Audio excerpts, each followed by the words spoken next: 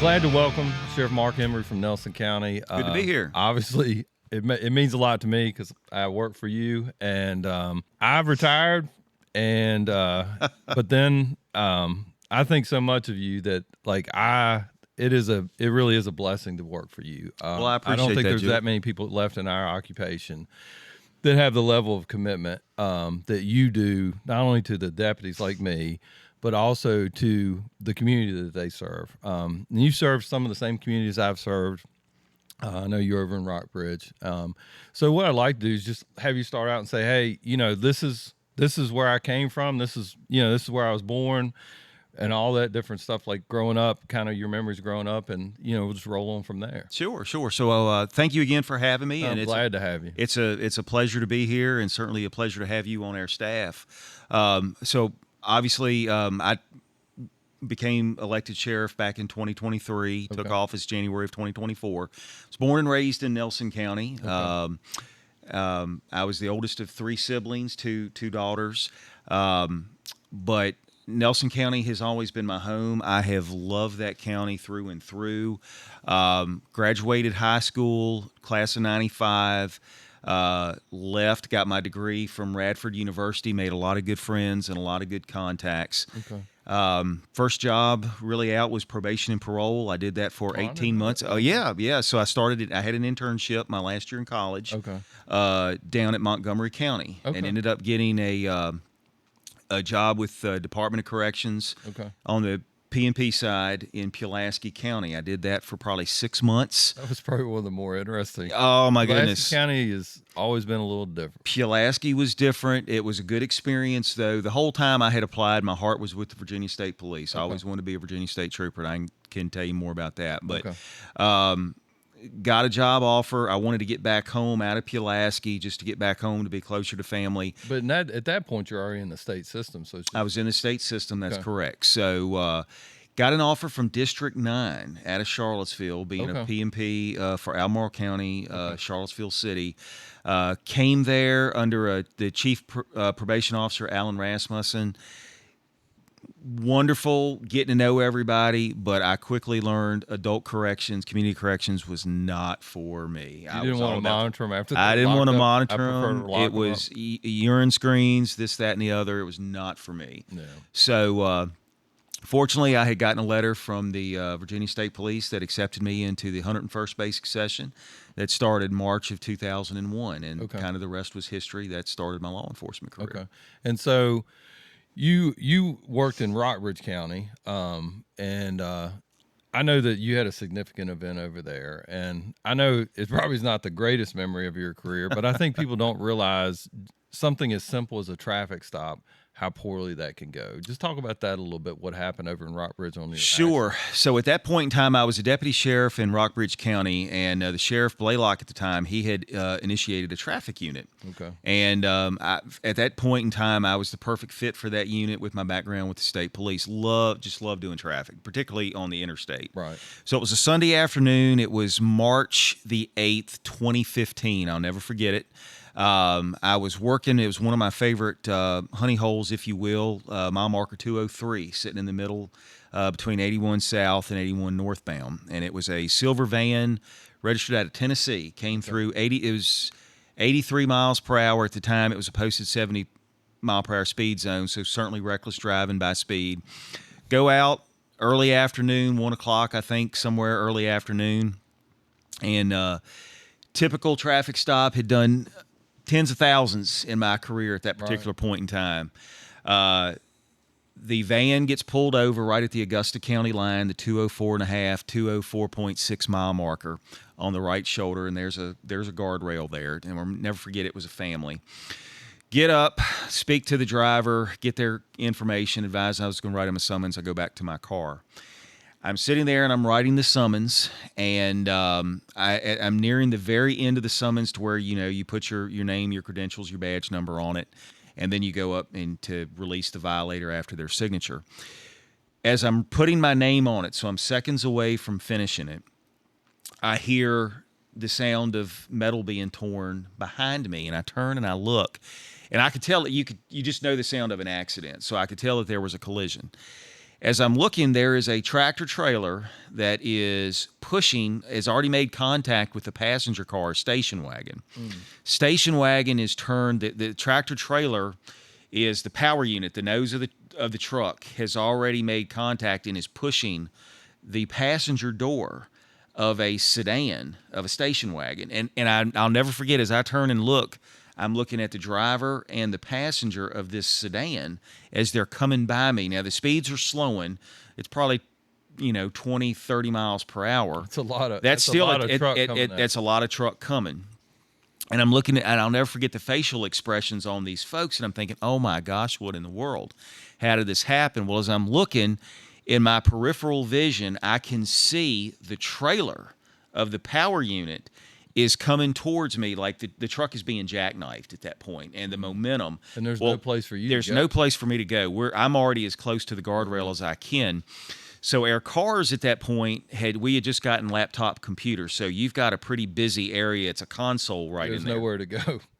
So I'll never forget what I did. I dropped the summons, and as the trailer itself is coming to me, I can see it's already starting to tilt over. So I knew it's going to fall.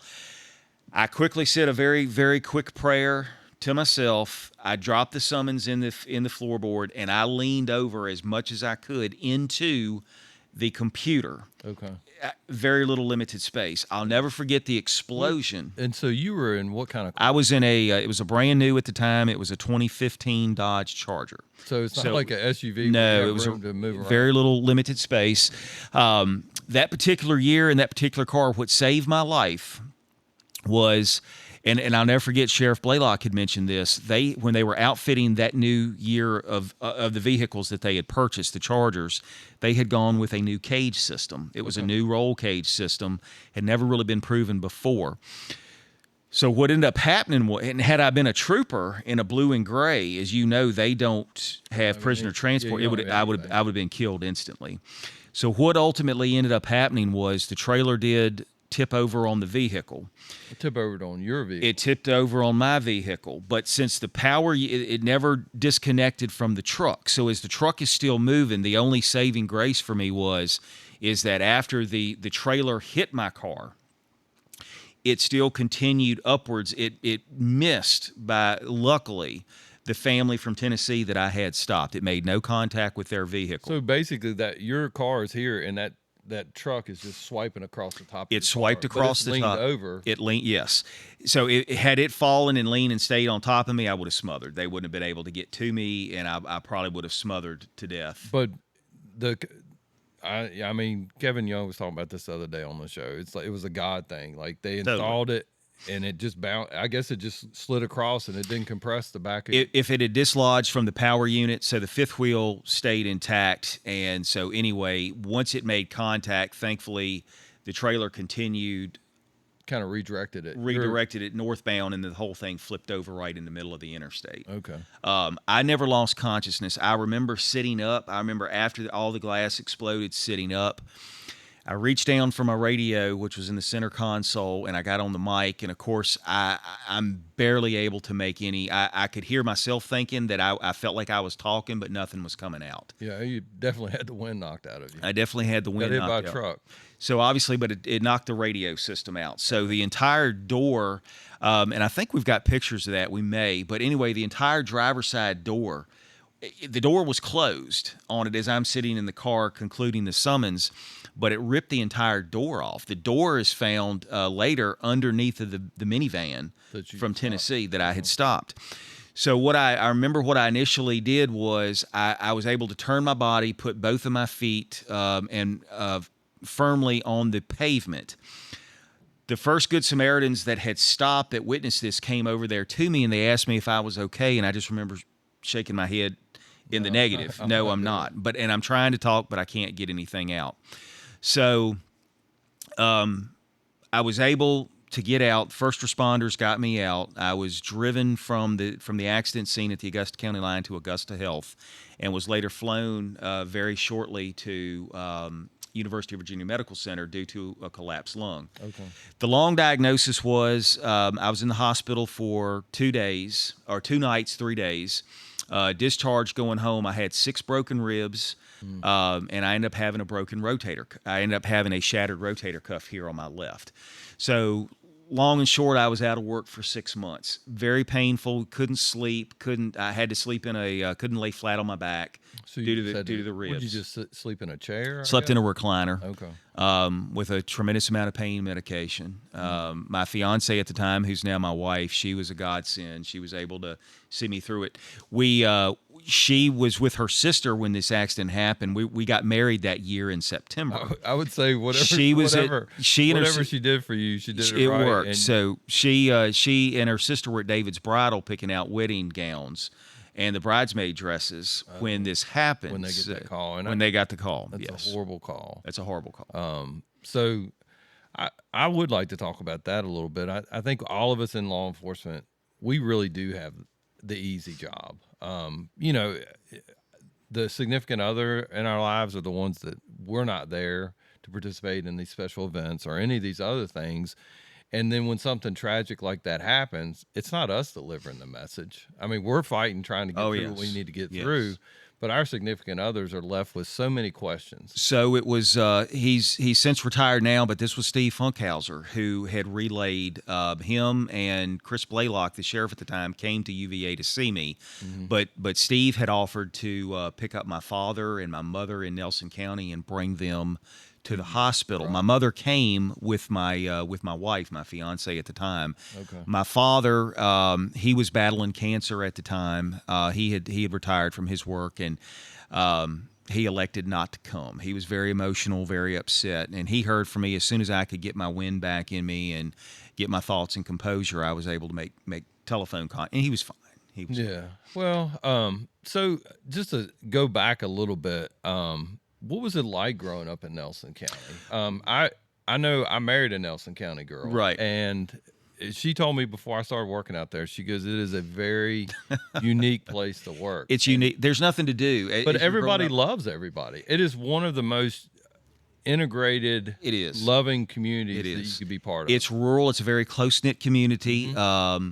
There's nothing to do there. If you're a teenager, we would either go to Stanton. Okay. Back in the early mid 90s, on Friday or Saturday nights, you would go to Kegler's or Downtown Mall in Charlottesville, or you would come down to River Ridge Mall and hang with your friends down here in Lynchburg. Outside of that, because Waynesboro really didn't have a lot. Waynesboro hadn't developed. I tell you, Waynesboro. My first duty assignment as a trooper was in Augusta County. Okay.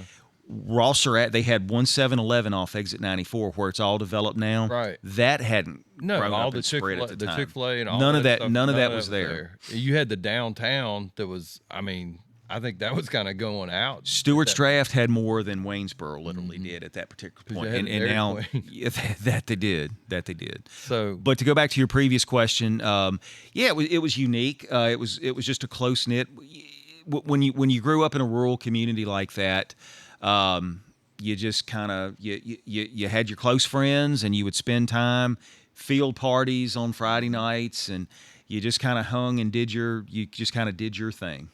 And so what was it like? I know everybody that I've ever met, the Embry name, like everybody knew your dad. Everybody knew him. And you actually, had he always done like farms and cattle and things like that? So he had. So my father, his professional job was the Virginia Department of Forestry. Yes. His secondary job was the Fallbrook Volunteer Fire Department. He was the fire chief there for 30 plus years. And then I grew up living on the farm, which I manage today. Okay. So it's a 300-acre beef cattle farm. It was my dad, my grandfather, and then really myself. I grew up learning, not really taking a lot of things to do with the farm. I loved spending time with my father. He was my hero. He was my idol. How I got to where I'm at today, at least the choices of my professional career, and I tell this, and the story was brought up at his funeral back in 2019. I'll never forget. I was in grade school. I was probably kindergarten, first grade. It was early 5, 6, 7 years of age, and I'll never forget asking him, "Dad, if you could do anything else in your life other than be a fireman or associated with forestry, what would you do?" And he looked at me and he said, "Son, I would have been a Virginia State Trooper." Really? I grew up idolizing this man, and to this day, and I tell some of my closest, even my command staff knows this story. I live every day still for my dad. I can't. It's who I am. It's who I will always be until my dying day. But I'm sure your dad did the same thing for his dad. There's no doubt. There's And no doubt. I think that's why you have the name that you have in the county, is because the Embry name, to me, based on my brief experience, is a name of service. It truly is.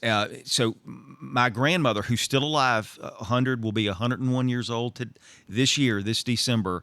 She served the Nelson County Rescue Squad for 40 plus years. The actual Nelson County Rescue Squad building that's still there on Irish Road today. Okay. She was the she was a founding member of that actually helped design that building and got it there. That building opened in the spring of '93. Okay. And we were the first family to assemble there for a gathering the fall of that year. She has been treasurer of the rescue squad, local church, the fire department. So service has always been, and again, I grew up, she raised me when my parents worked full-time and she was retired, and I would always see her. She was a founding member of the original volunteer rescue squad units. So one thing that I was wondering about is, like, with that service and with Camille, like with the hurricane, what was that like? I mean, I doubt you were around during those times. So that was in. What were the stories that you heard from them? Lots and lots. So, so Camille was in '69. I was born 8 years later. Okay. My father was a teenager at the time, and I remember down right there below our farm, there's a small Dutch Creek, which is probably at any point in time 7 or 8 feet wide. Was a raging river, probably close to what the James is, or at least the Rockfish is. He actually swam that the morning thereafter and crossed it to get to neighbors who were living there who were flooded and trapped. That was the first story that I had heard. So how old would your dad have been then? At that time, he would have been 18, 17, 18 years old. I mean, already 16, yes. Already looking like, hey, these people need my help. Yes, I need to step out. So a lot of news when we had the 50-year anniversary of Camille Okay. back in 2019. My grandmother had come. She was interviewed by a lot of the local media outlets. She that probably wanted to has do the all story. those stories. She has the stories. Her name was mentioned, and quite a few other folks that described it. So, long and short, where our farm is located on the Rockfish River Basin. I'll never forget hearing stories from my grandfather. A lot of the fields that I now field and operate as hay, a lot of things were buried there because that's just how that they did things. A lot of, not people, of course, but a lot of old just Debris, sediments, vehicles. debris, things like that just ended up washing there, ended up getting buried and covered up during those fields. I will never forget hearing stories from my grandfather about houses. Literally, you could see from their front porch where their house still stands today. You could watch from the front porch, and there were people on their roof floating by. Mm. And it was still probably there, several members of not the Embry family, but my mother's family. My mother's maiden name was Harris. Several members of her distant, extended family perished and have never been recovered. Mm. Yeah, I mean, very, very somber story. I could not imagine, like, I know the equipment and the technology we have now, how catastrophic that would be. I could only imagine back in those days. Camille, if I'm not mistaken, still holds world records from a historical weather pattern, a weather event of the amount of rainfall that fell in 1 hour. No. But there are some folks that are still in Nelson County today that have memories of that. Good family friends that I know that get choked up, that lost loved ones in it, but they survived. And when they tell this story of how they had to survive, it's incredible. It's almost what like, those folks. I mean, I feel like it's almost like prehistoric types. Well, it happened, and everything happened at nighttime, and there was no advance notice. It was one of those freak of nature. It's not like, I don't even think back then flashlights. Probably not. Probably lanterns, and I mean, so you don't have any of the technology that you have now. So some of the family stories again from the Harris side of the family that I heard were, I mean, kids got they're adults now, and these folks lost family members, but they were woken up by water. Just Gushing. they're laying in their bed, and all of a sudden the wall caves in because landslides, mudslides have come through, and they're woken up by water and mud. And this is 1, 2 o'clock in the morning. Imagine the panic and the hysteria that sets in, not knowing what's And going you don't on. even know where your parents are. And you have no idea where your parents are. So. Well, I mean, that's very. I mean, I don't know. It's unfortunate when you think of Nelson County. The history that falls back is probably one of the most historical marks. Is Hurricane Camille, and a really dark period of time. It's a dark period of time. So let's talk about some positive. Yes, sir. So talk about what it's like to run for sheriff in an area that you grew up in. Well, this run was unique. I mean, it's okay. So how I ended up having to do this, I ended up having to run against my predecessor at the time. That's right, because you came from Rockbridge Rockbridge, Augusta, and then you went. Yes. So I was hired. The gentleman, the sheriff at the time, the incumbent who I defeated in 2023, I was employed by. Okay. So Sheriff Hill had employed me in October of 2021. I came there. I came to Nelson from being a supervisor in patrol at the Augusta County Sheriff's Office. And he had a vacancy. I came over in a supervisor capacity. I was employed there from 2021 until 2018. October of 2018. Okay. I worked there for 3 years. I left October 1st, 2021, 3 years to the date. Okay. I had my 20 years in with VRS, and I got a job offer, very great offer in the private sector from an insurance firm, Virginia Farm Bureau, who's just right down the street. So as I left, I had to get licensed to take the job, which was a very challenging aspect. I worked 2 years in the field at Virginia Farm Bureau. Had always wanted to run for sheriff. I didn't want to leave the sheriff's office, but I was not happy at all with the direction that the office was going, things that I saw. And I won't get into all of that stuff, but I just think people don't appreciate how difficult it is. It's a life-changing event. Yeah, and I respect people that say I don't agree with what you're doing, and it could be something as simple as like the job that law enforcement has to do. It is very clear cut, in my opinion, and if you have someone that doesn't view it very close to the way you're either extremely miserable. It's a helpless feeling. You're out here trying to service a community. You see victims, and you don't have the backing of your. And I'm not saying that's what happened. I'm just saying from a law enforcement standpoint, it is. I respect somebody that says I can't do it the way you're doing it. I'm going to do something else. But then you come back and you're like, we're going to do it the way I feel like it needs to be done. So it gives you a unique perspective. Where I was unique at, Jewett, was I had backgrounds from 3 other agencies. I had an agency, the Virginia State Police, which if you're a trooper, you understand. If you're not, there's some that hate the state police, but I always look at them, and I still do, as kind of the pinnacle of law enforcement. They are probably, I think, in all honesty, as far as agencies, when you look at the quality of product that they produce in their troopers and the level of training and expertise that they have in the job that they have, there's nobody better at the job that they do. Totally agreed. So I come to this with that foundation, and I never wavered, even though I departed the state after almost 10 years of service to go to a local agency, and I'll never regret that. Because I at some point needed to learn local law enforcement to be able to do the job I'm currently doing. But I have that foundation. The background of the structure of the state police. Structure of the state police, and until you work close with them or you're a trooper, most people don't understand. The state police manual is the Bible. It is, and you strictly adhere to it. So there is a reason for that, and I bring that. I bring every day. You probably see the shoes I'm wearing now. I wear these, and you see me at the office. I get this. I look at myself compared to other sheriffs across the state, and you can see a difference, a little bit of a difference. And again, I'm just saying I modeled by what I knew and what I was introduced to in law enforcement. Well, you which embrace is, which is, you that embraced culture. it. You You embrace the that culture. Yes. and I think it's a great culture to embrace. And I think it's really cool that you bring that culture back and apply it Yes. in a service type environment that you have. Exactly. That is a full. So my background is a little bit more diversified than some Mm-hmm. that have only been, started in a brown uniform or whatever. So anyway, I have that culture and that diversity, if you will, to bring to that.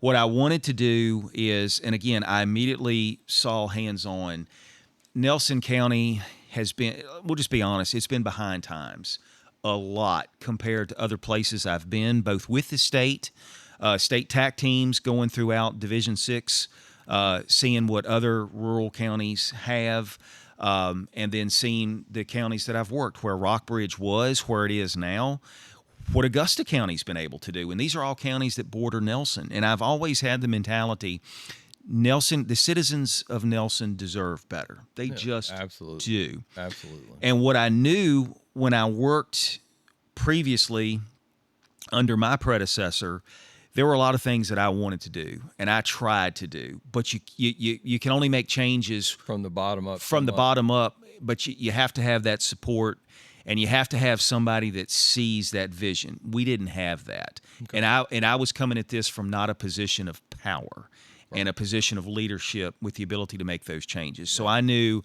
if it's coming to Nelson, there's only one way it's going to get there. It's going to have to come through me. Right. And that, I'm sure that was, and that started the journey for me. But that wasn't an easy. I think one of the worst things right now in politics is, and I think is reflected in it, especially on the, and I shouldn't say this, but like on the national level, you really don't have to care about your image at all to run for national office, because you will get destroyed. So. You will get destroyed. It doesn't matter. It really doesn't matter if you've done anything wrong. The nature of politics now, I learned very quickly, very, very quickly, even at the local level.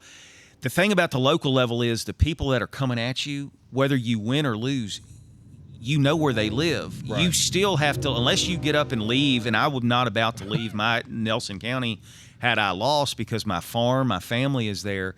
You got to see these people most likely every day or at some point in time. Yeah, and at the state and federal level, you're not, but you realize why people don't want to get into politics. It's brutal. It is ruthless. It's ruthless and brutal. It is unbelievable what. And I one of the hopes that I have with doing this podcast is bringing positive and realizing in everyday life, it's still another human being. They might not think the same way that you think. Very much. But you can't, and people like you that can come on here and say, this is my story, they might not like your policies, but they should recognize, like, here's somebody who his heart is in the right place. He's taken licks for you, whether you are the one that put them on him or not, and he continues to serve. And I think if we spent more time understanding, like, liberal, conservative, I think we all want an America that looks like, hey, let's talk about this. Let's have let's communicate with each other. Let's not find pods of people that agree with us.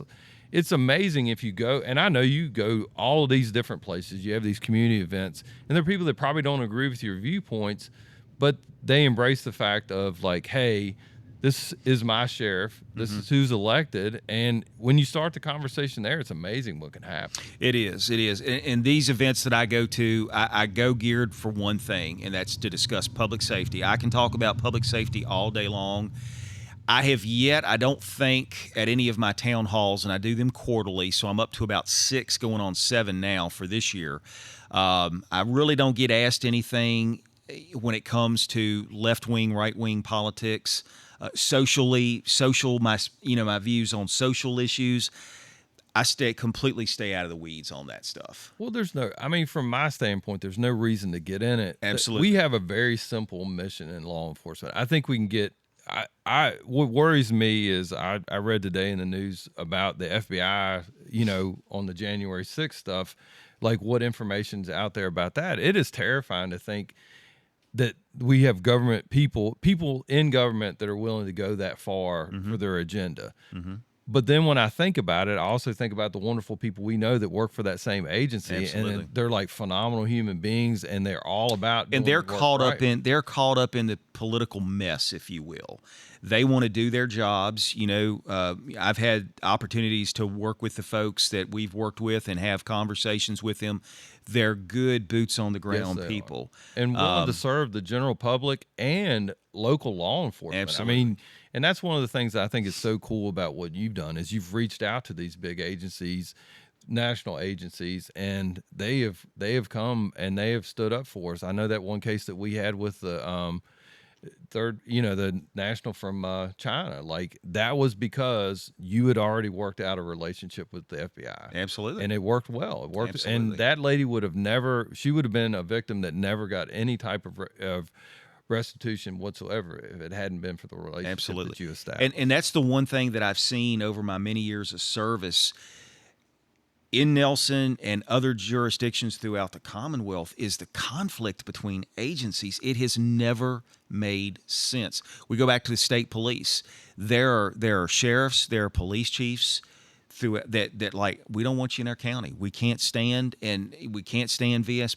And I have always embraced, we despite the color of our uniform, we work together. We all have a common good. One, that is to make sure our officers go home and we all go home to our families. Absolutely. But we absolutely work for the common good. We're here to protect and serve with one mission and one mission alone, despite how much money you make, what you offer.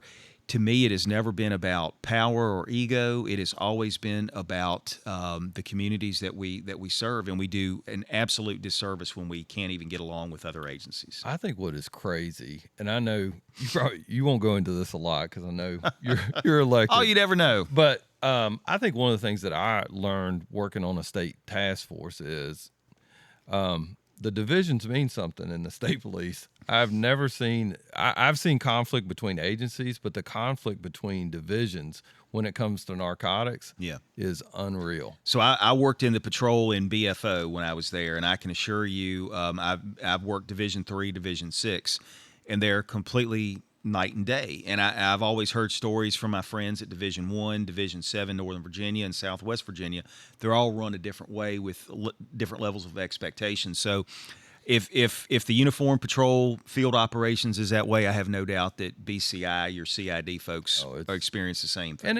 And the thing is I think though once I've had many opportunities. One of the opportunities I had was work with tier 1 type groups overseas, and one of the things I look at is like they're high drive individuals, and if they don't have a fight, they will look for it within themselves. And I think maybe that's the problem with law enforcement is we have all these resources and all these humans, and if we can't find a target, we're going to go after each other. And maybe we need to do a better job of like saying, look, this is our mission, and explaining to the public this is our mission, and let's get out there and do it. Again, I say it all starts at the top. It starts with leaders that understand their agency's role and that want to do what's best for the communities that they serve. Right.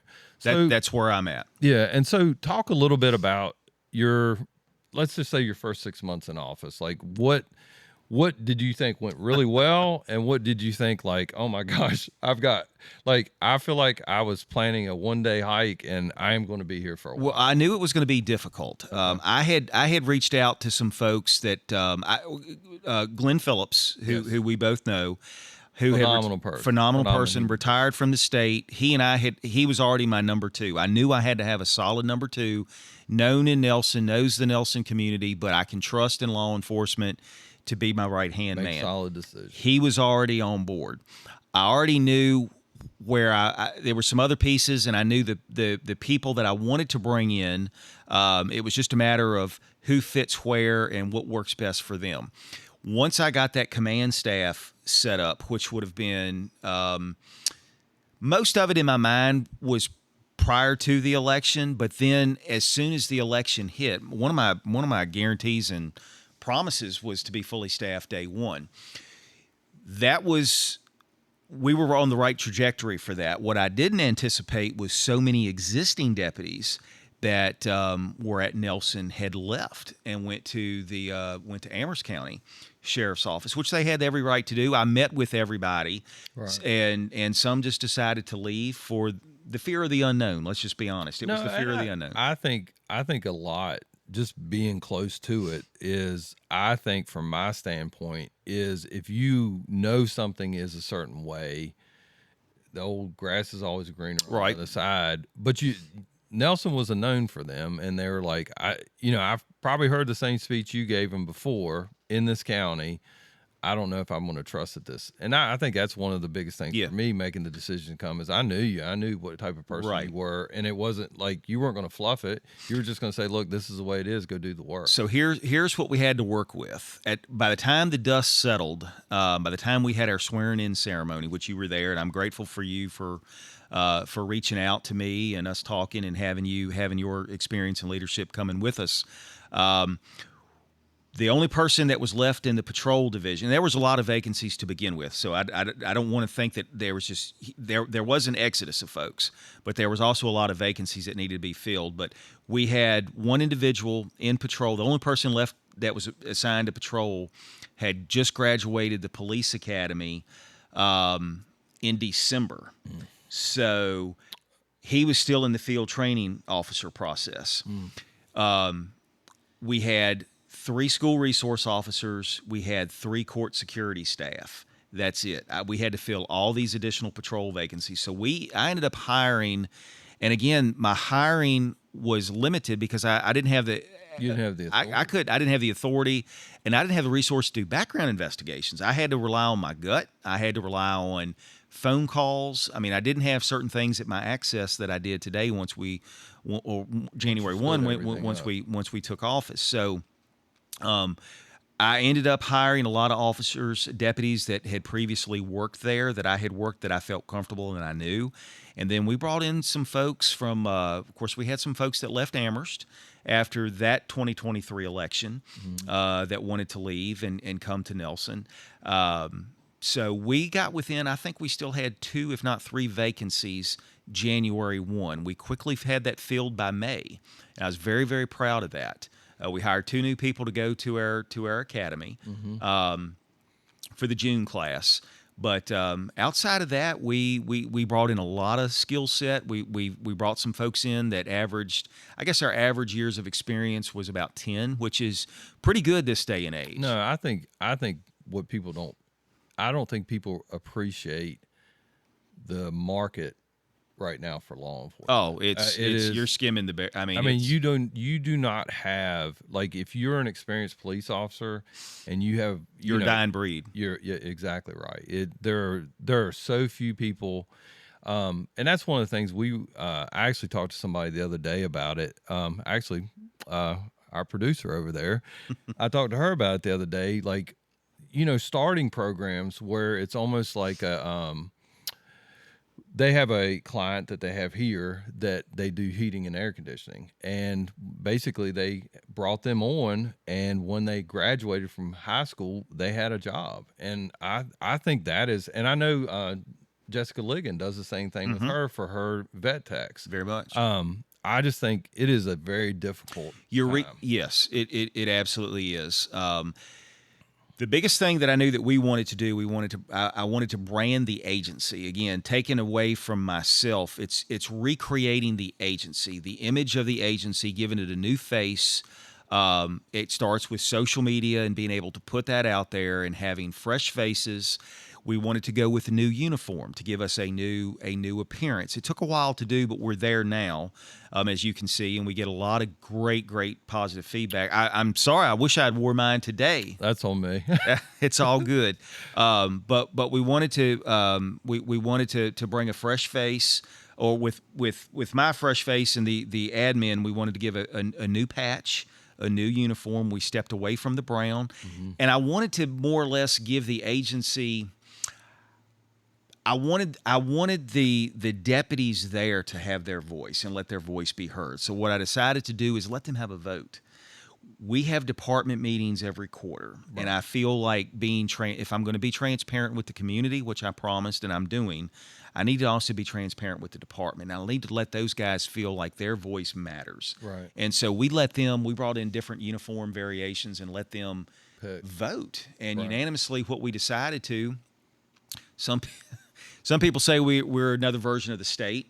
I understand that with our coloration, but we look very professional, and we went away, which I don't think we do, but some people that don't know any differently think that. But our patch is unique, and it's a symbolism of what Nelson County represents. And we selected a few venues that are symbolic of that.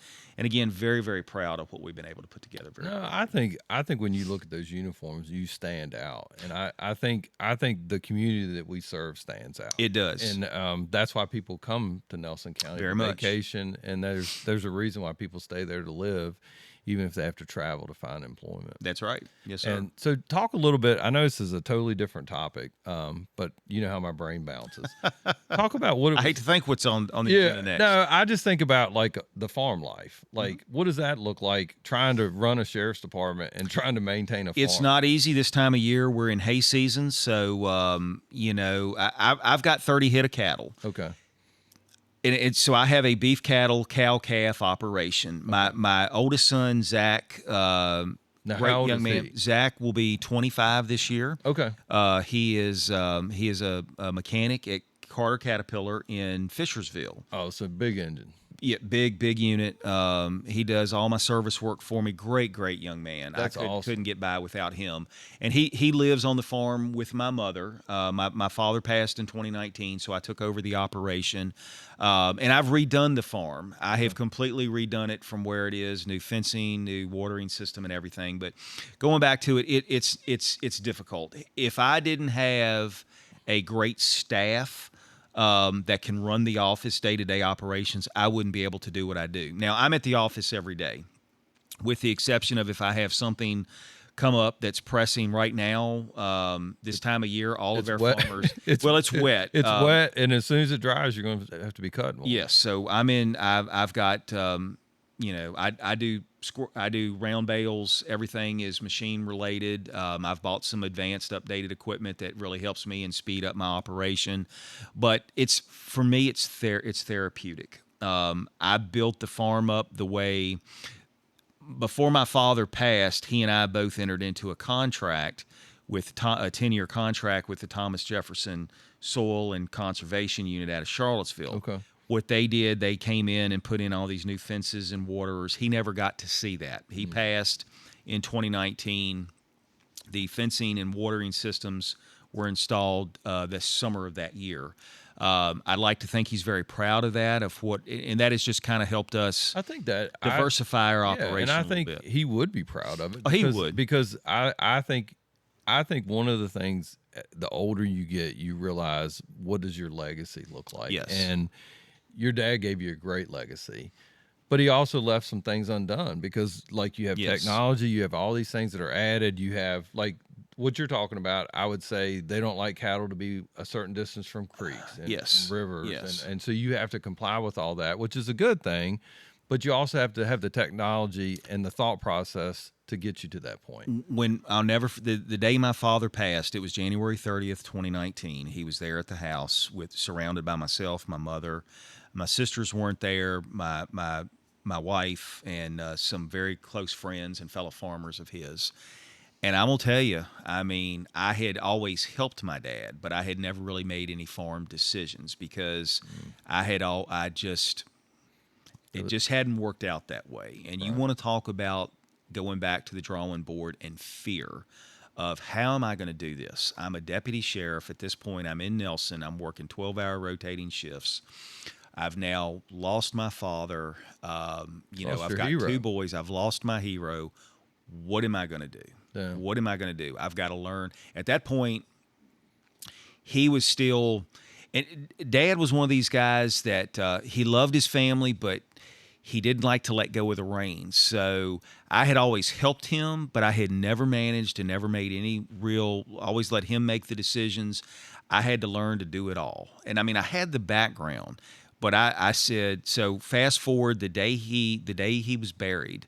I left that service. I thanked everybody for coming. I went and I started doing stuff on the farm. One to kind of take but I said, if I'm gonna do it, I got to do it and not look back. And to this day, I haven't looked back. It's therapeutic for me. It I'm gives sure me there's a lot of crossover though. It's a lot of crossover of like you have your growing seasons and everything else. And I think if you learn how to prioritize, make tasks, you know what's important, what's not important on the farm, it relates back to what we do day to day. It does. I take pride with two things. I love seeing an incredible agency that we've been able to build with good, solid people, equipment, the technology that we've been able to bring with some of the new stuff. And then on a personal note, I take pride in making beautiful hay every year, 3 times a year, during cutting seasons for me, and then incredible calves. Yeah. I've got a cow-calf operation, and when you go to sell cattle, I take all my cattle to Stanton Market. That's just, I'm on the north end of the county. It's more convenient for me. But when you unload your cattle and you have all the experts, I'm not an expert by any stretch, but when your cattle bring in top dollar in that top 99th percentile, you know you're doing something right. Well, that's legacy. It's legacy. By definition, here comes the inbreeds. They always have. They do the little. I think people don't realize how much preparation. Just like you were talking about hay, I think people think it's really simple. All you do is go out there and cut it. You rake it, and then you roll it into a roll. But then when you look at the rolls, like you go by some of these farms, and you're like, I don't know who rolled that. So the stress, so there is stress in this, and all farmers will tell you that care about their product. Usually come late April, early May, I'm fixated to WSET 13 George Flickinger's weather forecast 3 or 4 times a day because I need to know when that window is going to be. I'm looking at my work calendar, making sure I don't have any appointments because I need 2 or 3 days of good time to be able to cut, tedder, rake, bale, and move out of my field into where it's secure. And that's it, because you're looking at that window. And I'm constantly talking to my staff when they're like, hey, can we have a staff meeting? I'm like, nope, I'm cutting hay. Can't do it. Yeah, and it's not like you can tap out and go, hey, come over here and do this for me. So it's on you. It's unique. Not all sheriffs or administrators have to do that. Now I'm fortunate now I'm in the position that I'm in. Prior to being elected to this office, I was having to do this, like I said, when my dad passed, I was still a patrol deputy. Oh. I was working 12-hour shifts, and we were doing night shifts, so it would be times I would get off at 6 a.m. If I had to cut or maybe get 3 or 4 hours of sleep on my own because I have no help to do this. Right. My son helps me when he can, but I understand. Yeah. But outside of that, this was all my thing. My wife and mother, I haven't taught them yet how to operate a tractor. Don't say train. Exactly. Terrible. Yeah. I used the wrong T word. Taught. I have not taught. You're getting you use the T word of takeout because that's what you're getting tonight. You're not getting fed. That's exactly right. So, anyway. But it's not easy, and I bring that up because I enjoy doing this. I could easily just sell everything, but that wouldn't be what my father would want. So, well, I would say there has to be a lot of pride, not like the bad pride, but the pride of like, man, the product that I produced. I know I train dogs, and like when I see the dogs that I've trained, I think that is the coolest thing. That is the closest thing as an extension of me. Yes. Because good or bad, yes, that is a reflection of absolutely me. And so I invest in that way. Just like any business leader, I mean, if if you're manufacturing a product, you want it to be top notch. You want it to. You take pride in it. Yeah, but I think the difference between animals and machinery. It's totally different because you have to invest. Yeah, and you have to be so in tune with what they do day in and day out. People think they're riding through the fields, and I guarantee if you ride through your field, you'll know where each one of those cows are. Physically, nutritionally, and everything else. And 100%. when you have to, and if you don't pay attention, you miss one day. Like I know right now, no farmer, but I know that my garden is suffering because it rained for 2 or 3 days, and I can't catch up. A lot of folks when they go to a supermarket and they're just buying a steak and hey I want a steak for the weekend or something. they take for granted what all went into producing this. Well, at this point, it probably isn't from here anyway. I was going to say, probably not. So I know you can't recommend, but like just as a PSA, people that want to buy local, are there places local in Nelson County that sell beef? Or Yeah, sure. Okay, all right. So that I guess it's just a matter of just going out there and finding one that works. Yeah. Do you sell your beef commercially? I don't. No, I take it straight to the market because it takes a process to do that. You really got to go brain the animal, and you got to do this. You have to do the USDA and all that other stuff too. Well, to sell it? I don't know how they. I don't really know how they do that, but there's a lot of time and investment that goes into getting that animal to a certain size. You really have to really take is a lot science of at that point. It's a science, yeah, and it's time consuming. No, sir, I get them to a certain size and weight when they need to be coming off their mother, and that's it. And that's, I don't know. Like, to me, I think like you have a calf and all the things that go into that. Like, I do think people take for granted like all the effort that goes into that. So back to the department. So like from your standpoint, I don't want to make a general statement, but I will. Law enforcement. How good of a job do we do explaining to the general public actually what our job is? Because like I feel like ever since George Floyd, I think we have adopted we're in a safe place. We interact with the public in a way that makes them comfortable, as opposed to no. And I know you're not like this because I work for you, but how many leaders do we know that are like, their thing is, my best deputies are the ones that I'm not getting complaints on, because they're not contacting the general public. If you don't get a complaint, there's probably a reason you aren't contacting the general public. And you definitely are not acting as you can say you're a protector and everything else, but letting stuff go doesn't work. And so like for me, from a law enforcement standpoint, how do we transition the general public? We're very fortunate in Nelson. People, I feel like for the most part, we're very supportive in our community. Obviously, very much. Obviously, we'll get like, he's driving too fast, he was using this, all these different things. But for the most part, they want law and order. They do. And so, but in other areas where they have the different opinion about law enforcement, what can we do and what can leaders do to prepare the public to say, we have all these violent acts committed in this area. If we send law enforcement in there, they are going to have that same violent interaction. It's probably going to be on our body camera. You can either choose to interact with, we can either in law enforcement go after the people that are responsible for the violent acts, which are going to create a violent act more than likely, because most violent people do not voluntarily comply. Yeah. I think that, I mean, you know that. Jewett, there's only one way to do it, and I've learned it. It's transparency. Okay. You have to have transparency. There's a reason why I do the town halls. One, I feel like it's needed, and it's an expectation as a constitutional officer. I need to do that. But the community just doesn't understand what we do. And it's not just us. I've learned this I'll use VDOT for an example. We brought VDOT in back in November, and I asked, and they did not want to do this, but they decided to do it. Sort of like the calf that didn't want to get pulled along. That's right. But once they got there, but they saw what we were doing. They saw that we had an issue of fatalities back in Nelson County during a high number of fatalities on the 29 corridor in a 1 week time span. And the critiques that I was getting for not having enough deputies out there, I went to VDOT. And VDOT came back to me and like, well, Sheriff, we can't do this unless we do this. And I said, well, no, I didn't know that. It was just an example all of something the that studies they used. and everything else. Well, they use something like, they know you can't put I didn't know this. They brought to my attention in a closed door meeting that we can't put an extra traffic light on 29 in Nelson County if we're going to go that route. And that was something that people were asking at some intersections where we were having trouble.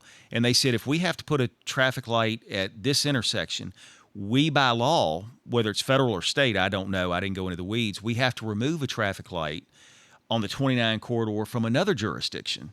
I said, well, if I don't know that, these people in Nelson County don't know that. Why not get out and educate? That's what I feel like. That's where I feel like everybody lacks. It's just education and communication. When you do that, you gain public trust. Okay. When you gain public trust, you can't go wrong. You can't go wrong. Now, we make mistakes? Yes, we do. Do I own them when I do it? Yes, I do. That's why I say I believe transparency and accountability. Okay. If I make mistakes and I come out and I say, yes, this happened, and I'm sorry for this, and it's not going to happen again, and we'll do better. Will there be repercussions? Yes, but I don't lose that trust from the community. No, they respect the fact that you own it. That's it. So when I'm transparent and I get out every 90 days and I say, this is what we've done, these are the stats of what we've done, and people answer questions, I constantly have it. And I don't mind that. I feel like that's what we need to do. And I really do. I've noticed locally some other agencies are starting to put out on their social media sites statistics. It's worked for us. I don't know if they're doing that following us, or they seeing it's working, or it's just something that They won't admit it, but Right, I would right. agree. Like it's I mean, I follow other agencies too, and I'm not saying that we need to be the premier. What we're doing works for us, and it works for me. yeah, and they can see whether it works Yes. for them. But so what would you say if someone were to ask you, like, so what is the mission of the Nelson County Sheriff's Office as it relates to public safety and service? So for me, the mission, obviously, it's protecting and serving, but I want to be in the community, which I already am. I want to have that community trust, and I want to provide services. I want to see our youth. Okay. We see across the country, we see a decline in people wanting to get involved in law enforcement. Right. Now, we can sit here and have a debate as to why that is and when did that break down. What I want to do is I want our youth. I'm not going to hold this office forever, but however long I'm in there, I want it to succeed, and I want it to continue to grow and strengthen those ties and binds with our youth. That's why we're focusing so much right now on our cop camp, our SRO programs, and things of that nature. But to answer your question, I want to bring a community together. I get together with church leaders. I go to a different church pretty much every other Sunday. Wherever I'm invited, I go. Okay. And it's not easy, but it's if people can see me and I represent this agency, then they know that we're here for the community, and that will never waver as long as I'm in the seat. Right. It's building that community, which Nelson again has never had, and that was one vision that I had that we wanted to do, was to strengthen that. Yes, while we make arrests and we do these other things, we want to provide services and just. So, along those veins, from a prevention standpoint, I feel like law enforcement, I don't feel like that where we're at, but like, how do you go from a reactive, and I think about, and I'm trying to lead you into it because I am most impressed with your desire to make community safer, active shooter training, things like that, because like for me, it's too late to train. You know, I had a t-shirt a long time ago. It said something to the effect of, if your life depends on having a skill, it's too late to learn it. Yeah. And how much skill have you provided these deputies since you've been there? Oh, it's been a 180 versus what they've had in the past. So obviously, what one of my biggest campaign platforms was we want to train biannually, not just annually. And the reason we do that is, you know, from your years of experience, you have to keep your mind fresh. Yes. And you learn from muscle memory. And so what we've done, and we've been proud to make contacts with our alert. We've adopted the alert active shooter training. Right. We've got a collaboration with our schools, so we know when we can do it in our schools. We're hitting it at spring break, fall break, and we're continuing to use the assets that are available to us. There's other agencies out here that love to train, and we've got those resources. Now we've got that bond. So if we're training in April, when school is on their spring break session, which we have done the last 2 years, and now we're following that up in the winter with Virginia State Police TAC teams that are coming in and just providing scenarios to our guys, we're keeping that mental freshness. Now we're incorporating our volunteers and our professional fire and EMS staff that have also, they train, not necessarily the volunteers, but not to a degree and a level that we just threw at them a couple months ago. So this is all brand new. What was the feedback? I know I wasn't there because I was in and out a lot, but what was the feedback from EMS and fire after? Oh, they said, why haven't we done this before? Isn't that crazy? And it's free. Their feedback was, my God, how much did this cost you? And when I say, this is free training, these people travel across the country. They even fed you. They bring you food, they give you the knowledge, and they give you the best training possible. All we have to do is make ourselves available, have a venue to provide them, and we have to be receptive to what they're teaching us, and we learn from it and we build from it. And the question, they said, thank you, this is the most incredible training we've had, but why haven't we done this before? And so how do we build that moving forward? How do you feel building how do you transition into the next phase in Nelson?